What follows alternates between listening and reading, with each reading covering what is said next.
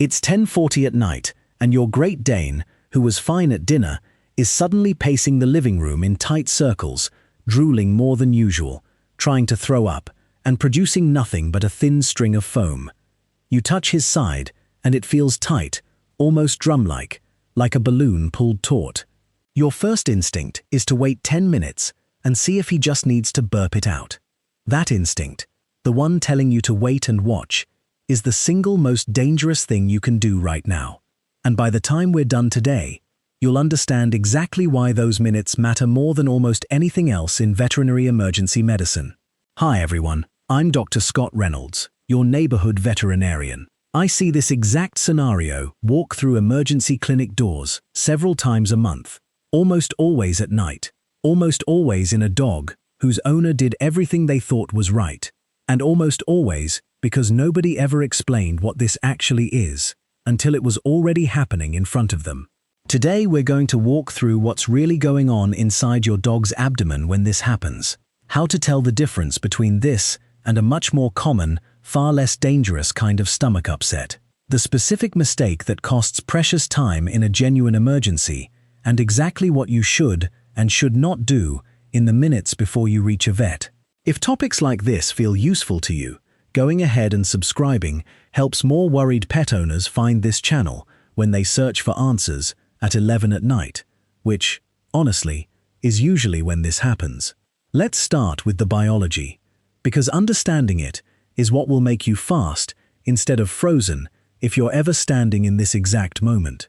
Your dog's stomach is a muscular, expandable organ that sits just behind the ribcage, tethered in place by ligaments, with the esophagus entering at one end and the small intestine exiting at the other. Think of it less like a rigid container and more like a heavy water balloon hanging from 2 points. Under normal conditions, that balloon fills, empties, and settles back into place.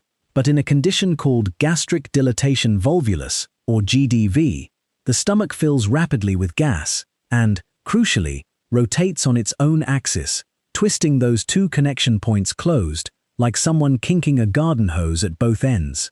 Once that twist happens, gas continues building inside a stomach that can no longer release it in either direction. The twist cuts off blood flow to the stomach wall, and often to the spleen as well, and the dog begins sliding into shock within a matter of hours, sometimes less. This is not the same thing as a dog who simply ate too fast and has a gassy, uncomfortable stomach. That's a real and far more common problem, and I'll show you how to tell them apart in a moment. But GDV is a structural, mechanical crisis, not a digestive inconvenience, and it does not resolve with time, walking, or waiting. Veterinary researchers still debate exactly why some dogs' stomachs rotate and others simply distend without twisting, and I want to be honest that we don't have a single fully settled answer, only a well-documented set of associated risk factors, including deep chest conformation, eating rapidly, a single large daily meal, older age, and a nervous or anxious temperament. So how do you actually tell the difference at home, safely, without touching anything you shouldn't? The most reliable sign isn't the belly itself, it's what your dog is doing. A dog with simple gas or an upset stomach will usually still be able to burp, pass gas, or vomit something up, even if it's uncomfortable and unpleasant. A dog with true GDV goes into what's called unproductive retching, the posture and effort of vomiting over and over, with nothing coming up but foam or saliva, because the twisted stomach has nowhere for anything to go. Pair that with visible restlessness, an inability to get comfortable lying down, a swollen or drum-tight abdomen, especially on the left side near the ribs, pale or grey gums instead of a healthy pink, and a faster than normal heart rate you can sometimes feel by placing a flat hand gently against the chest. One honest myth to clear up here. Many owners believe a hard belly always means GDV, and a soft belly always means it's fine. That's not reliable enough to bet a life on either way. The retching pattern and the dog's overall distress matter more than how the belly feels under your hand, and any combination of these signs together is what should move you to act immediately rather than analyze further. Here is the single most common and most dangerous mistake I see owners make. And I understand exactly why they make it. Because it feels responsible in the moment. It's giving the dog an anti-gas medication like simethicone, or trying to help them vomit, and then waiting 30 minutes to an hour to see if things improve. I understand the instinct. It feels like doing something instead of nothing. But in true GDV, the stomach is physically twisted shut. No oral medication can reach it, pass through it, or relieve it, because the exits are sealed by the twist itself, not by gas pressure that medication could address. Every minute spent waiting for an anti-gas tablet to work is a minute the stomach wall and spleen are losing blood supply, tissue beginning to die, and the dog sliding further toward shock. Veterinary emergency data consistently shows that survival outcomes are directly tied to how quickly a dog reaches surgery, and the single biggest factor working against dogs who don't survive this is delayed arrival at the clinic, almost always because someone at home was waiting to see if it would pass on its own.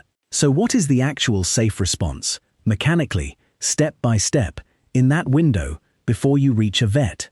It is not a home remedy, because there genuinely isn't one for true GDV, and I want to be completely honest with you about that, rather than hand you something that feels productive, but wastes the exact time your dog doesn't have. The safe response is recognition and speed. The moment you see unproductive retching paired with a distended abdomen and restlessness, call your regular vet or the nearest emergency clinic immediately, while you are still at home, so they know you're coming and can have a team ready the second you walk in. Do not attempt to make your dog vomit. Do not give any food, water, or medication by mouth, since a full stomach and general anesthesia for emergency surgery are a dangerous combination, and anything you give by mouth has nowhere to go regardless. Do not press firmly on the abdomen, trying to relieve pressure yourself, since a stomach already under tension and potentially compromised can be injured further by firm handling. Move calmly. Get your dog into the car with as little exertion as possible, since panic and struggling increase oxygen demand at the exact moment blood flow is already compromised, and drive straight there. That is the entire safe protocol, and its power is in speed, not in anything you administer. Because there is no home remedy for GDV itself, let's talk instead about the tiered reality that actually exists here, which is prevention for dogs at risk, and correctly identifying the much more common, genuinely manageable stomach upset that gets mistaken for this. For a dog showing mild discomfort who is still burping, passing gas normally, still wagging, still interested in you, and whose abdomen is soft rather than drum-tight, simple supportive steps are reasonable. Withholding food for a few hours while offering small amounts of water can allow a genuinely gassy stomach to settle on its own, something that often resolves within several hours without any intervention beyond rest and observation. For dogs prone to eating too quickly, a slow feeder bowl with raised ridges physically forces smaller bites and more chewing, which is associated with reduced air swallowing during meals, one of the contributing factors in gas buildup. For deep-chested breeds at elevated genetic risk for GDV specifically, Great Danes, German Shepherds, Standard Poodles, Weimaraners, St. Bernards, and similar large, narrow-chested dogs, splitting the daily food into 2 or 3 smaller meals rather than one large meal, and avoiding vigorous exercise for roughly an hour before and after eating, are both associated in veterinary literature with somewhat reduced risk, though neither eliminates it entirely. And I want to be honest that genetics plays a significant role we can't fully control through feeding schedule alone. My favorite piece of insider knowledge on this topic isn't a home remedy at all. It's a conversation to have proactively with your vet if you own one of these high-risk breeds. A procedure called a prophylactic gastropexy, in which the stomach is surgically tacked to the abdominal wall to prevent it from ever rotating in the first place, can often be performed at the same time as a routine spay or neuter in high-risk breeds, adding relatively little additional time under anesthesia, while essentially removing the volvulus, or twisting, part of GDV from the table entirely for that dog's lifetime. It doesn't prevent gas buildup, but it removes the mechanical rotation that turns ordinary bloating into the life-threatening emergency we've been discussing. If you own a Great Dane or another high-risk breed and haven't had this conversation with your vet yet, it is genuinely one of the most protective single conversations you can have. Some owners ask whether an elevated food bowl helps prevent this, since that used to be common advice years ago. More recent veterinary research has actually pointed the opposite direction, suggesting elevated bowls may be associated with slightly higher risk in some deep-chested breeds rather than lower risk, likely related to how quickly and how much air a dog swallows while eating from a raised position.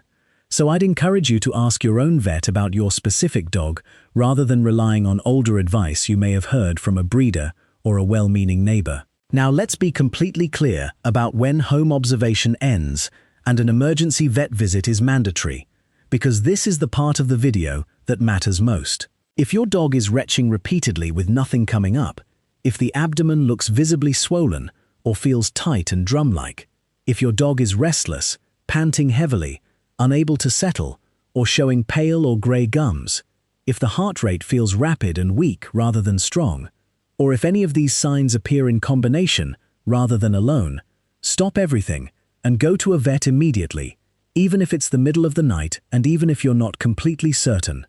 A veterinary team can take an X-ray within minutes to determine whether the stomach has simply distended with gas or has actually rotated, and that single piece of information changes everything about treatment, from simple decompression with a stomach tube to emergency surgery to untwist the stomach and secure it in place. That distinction is not something you can make safely at home, and it is not something worth guessing about when the cost of being wrong is measured in hours, not days. Let's bring this together. We talked about what's actually happening mechanically when a stomach twists on itself, how to tell true GDV apart from a much more common, far less dangerous gassy stomach by watching for unproductive retching rather than relying on how firm the belly feels, why waiting to see if anti-gas medication helps is the single costliest mistake an owner can make, and what genuinely protective steps exist, from slower feeding to a preventive surgical conversation for high-risk breeds. None of this is about being afraid of your dog's stomach. It's about knowing exactly which 10 minutes matter and which ones don't. And that knowledge is what responsible, loving pet ownership actually looks like. Recognizing when something is beyond home care isn't failure. It's the single most important skill any of us can have as pet owners. And it's exactly what tonight was about. I'd love to know in the comments, has your dog ever had that unproductive retching, the dry heaving with nothing coming up, and did you know at the time what it might mean? I read every single comment, and hearing what you noticed in the moment helps me know exactly what to cover next for people going through this for the first time. If this helped you understand your dog a little better tonight, hit like and consider subscribing. It genuinely helps other worried pet owners find this exact video at 11 at night when they need it most. Stay safe, and I'll see you in the next one.